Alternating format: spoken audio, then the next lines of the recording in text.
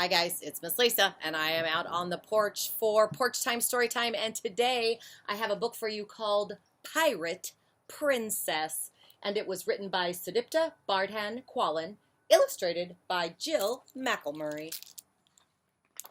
Princess, the Pirate Princess. All right, can you see? There we go. Princess B was not the kind of princess you'd expect. She wasn't proper or refined. Her clothes were not quite correct. She didn't like to dress in lace or silk brocade or chintz, and especially she couldn't face a life wed to some prince. Instead, she wished for other things, not fancy or frou-frou. No, Princess B felt pirating was just the thing that she should do. But how on earth could Princess B track down a pirate crew? And though she dreamed of Salton Sea, her dreams could not come true. Until one day, Bee strolled the dock, and as she neared the slip, the sight she saw was quite a shock. A real live pirate ship.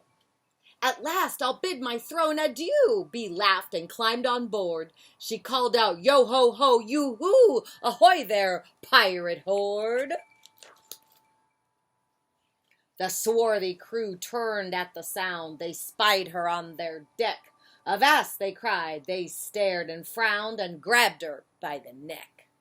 The Captain Jack glared. Look at her, he barked. Why are ye here? Bee curtsied, then asked, please, kind sir, make me a buccaneer.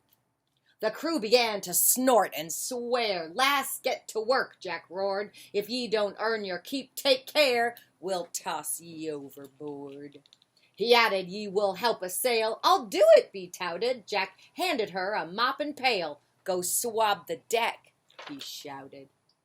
It wasn't her dream pirate job. This mop is gross, griped Bee. Her shoulders throbbed, and yet Bee sobbed, a pirate's life for me.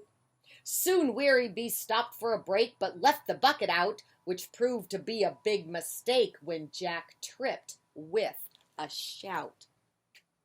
The suds dripped down from Jack's dark beard. The crew began to smirk. Bee shrugged. Jack glared. She volunteered. I'll do some other work. You'll be our cooking wench, Jack cried, so get down to the galley. Aye, aye, Captain Bee replied. I will not dilly-dally. Squid, tentacles, stinky fish, salt, more salt, old boot, dried up lemons, moldy potatoes, root beer, even more salt. So Bee prepared a stew in haste. She chopped and stirred and cooked. She was quite sure of its great taste, despite the way it looked. The captain took a hearty bite. The mates and swabs did too. They chewed and munched and then went white. Spit out their food. Pachoo! Jack roared, climb to the crow's nest, Bee. Ye can't do no harm from there. He added, keep watch on the sea, but fail and beware. Another chance, cried Bee. Oh yes, I'll do it right, you'll see. Bee climbed as wind blew through her dress. A pirate's life for me. Oh, I love it when that happens in a book. The crow's nest swayed with every gust, a gentle rocking motion. Bee clutched the mast and then she just heave-hoed into the ocean. The captain yelled, disgusting, yuck! He ordered, come down now. You've spoiled the food, you've wrecked the deck. We're soiled from stern to prow. Our pirate ship is truly fouled. We have but ye to thank. The captain's face grew dark. He growled, it's time ye walked the plank. Then Bee was circled by the crew, their swords aimed at her neck. They dragged her past the nasty stew, across the unswabbed deck, through her barf. The captain shouted, say your prayers. Bee did as she was told. She stepped, then stopped, and sniffed the air. I think I'm smelling gold. The captain asked her, are you sure? He glowered in displeasure. But B just smiled back sweet and pure. A princess knows her treasure. They sailed off toward the lonely shore, through waters crystal clear. B picked a spot, then turned and roared, "Heave to, drop anchor here!" The crew fought through the leafy trees. They pushed back vines and twigs. At last B dropped down to her knees and said, "Me mates, let's dig."